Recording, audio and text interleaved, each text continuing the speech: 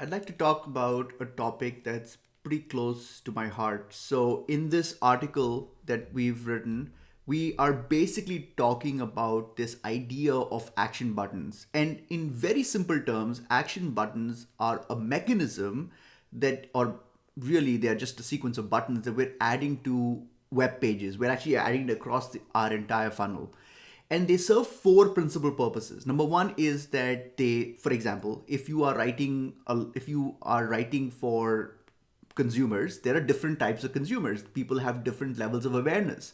So as a marketer, am I kind of writing for people that have the most basic level of awareness, or am I writing for people that have a lot of awareness?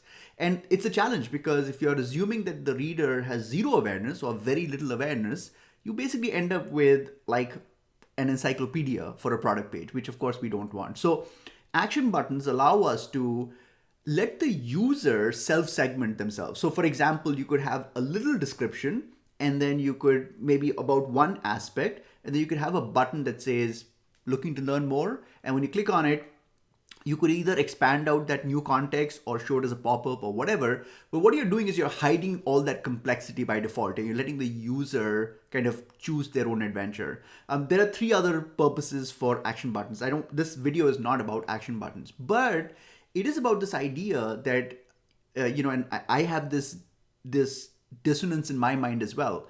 As a marketer, we've been kind of trained and we've been beat over the head with this idea that we're always trying to remove friction. Remove friction, remove friction, remove friction. No friction is good friction. In fact, my business is called Frictionless Commerce, because for that same reason.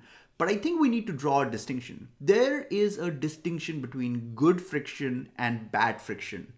And I look at action buttons as a form of good friction. Yes, you're adding an extra step, you're adding an extra button, you're you're making the user take an extra piece of action, but it has all of these four different benefits.